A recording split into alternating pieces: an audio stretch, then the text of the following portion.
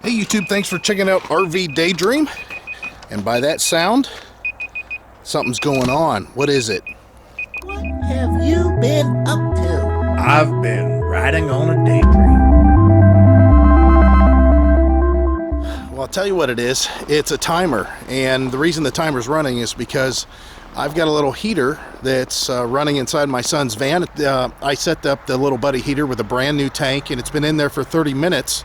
And we're at 6.7 degrees. It's going to get down to 2 degrees. Well, guys, it's definitely warmer in here. You can see the little buddy heaters going, and I'm taking measurements, and I can see that we're at 26 degrees up here on the windshield. We're at 13 degrees on the floor with the cold coming in. We're at 8.6 degrees.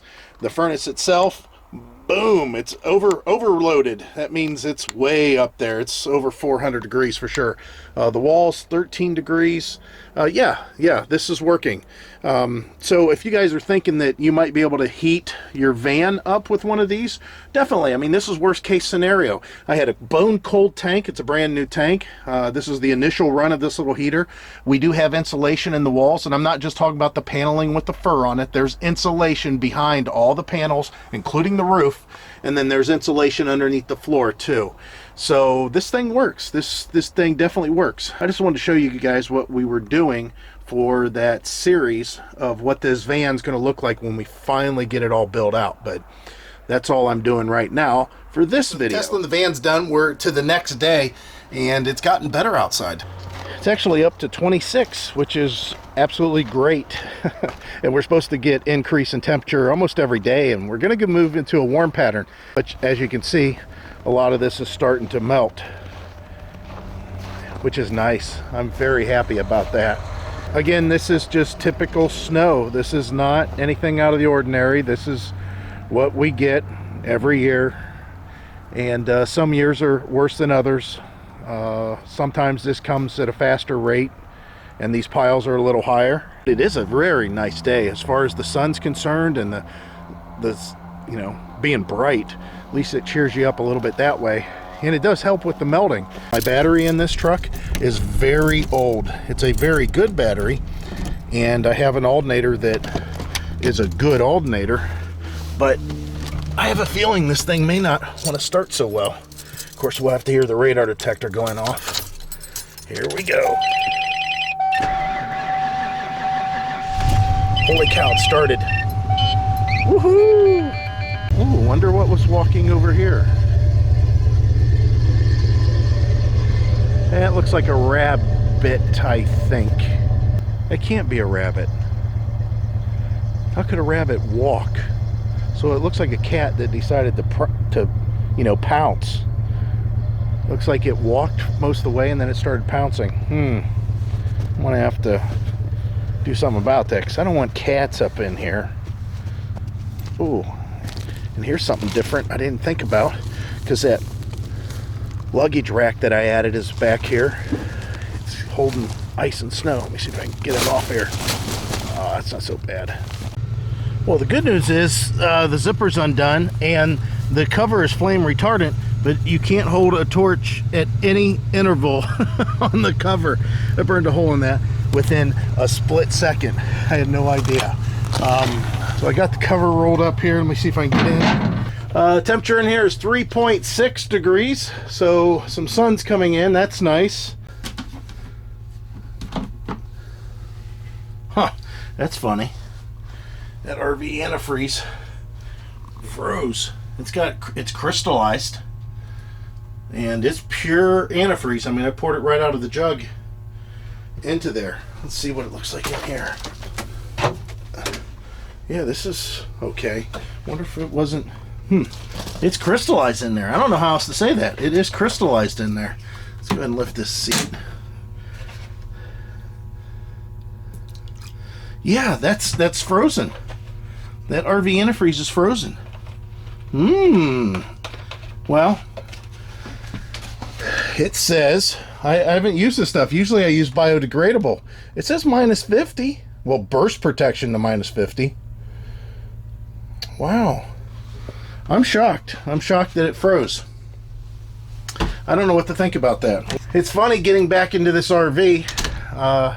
after going RV shopping.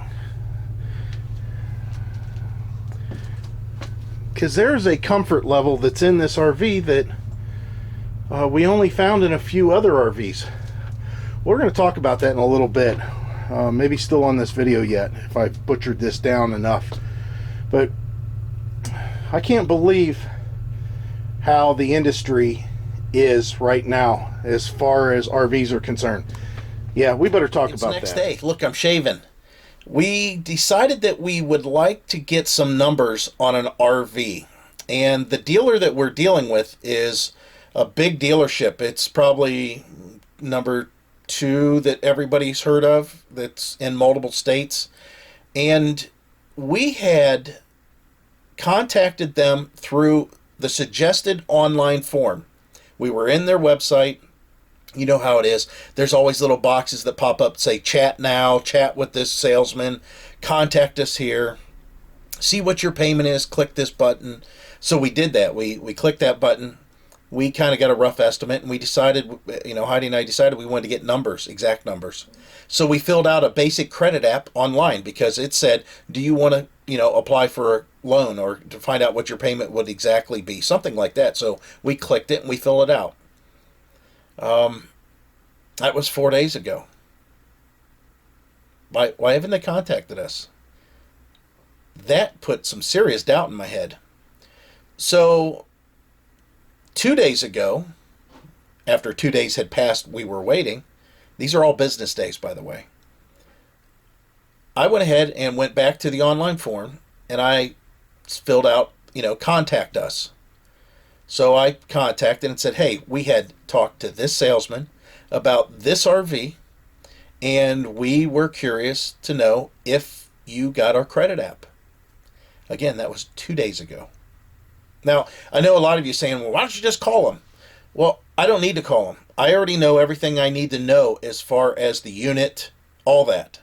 All they need to do is look at the numbers that I needed to provide for them to get me hard numbers, real numbers, down payments, interest rates, payments, all that stuff. Tax, title, prep, whatever.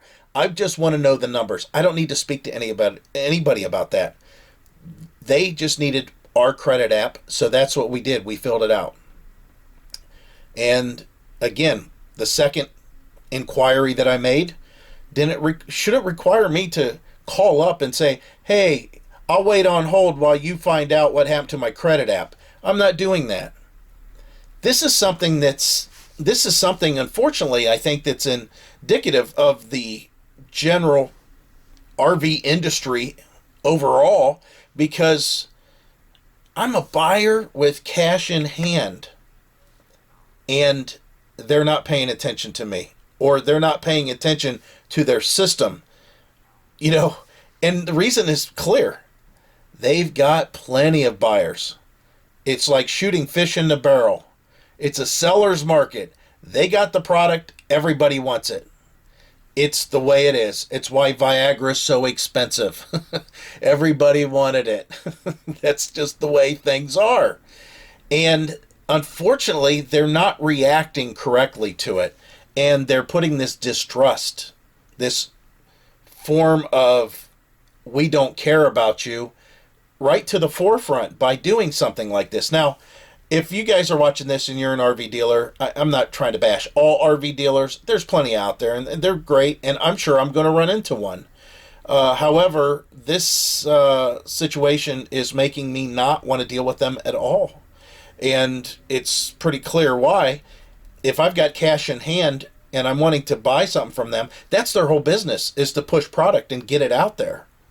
And if I can't get their attention, waving money, saying, hey, here I am, tell me how much it's going to cost, I want to buy, just thinks what's going to happen if there's a warranty issue, or if there's some sort of a delay in delivery, or I have to order something from them, or they damage something, and the whole process, to where they've already got my money at that point, which is their business, is to get my money.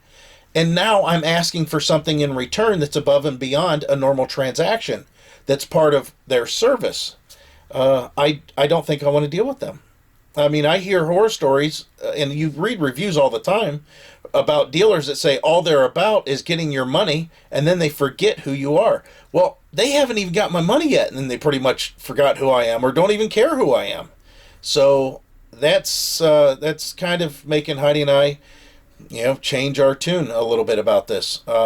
Again, we'll find something, but I just wanted to touch base on this. It's a pretty decent day today. We're into the mid 30s. There was an RV I wanted to go look at, but I don't think I'm going to be able to.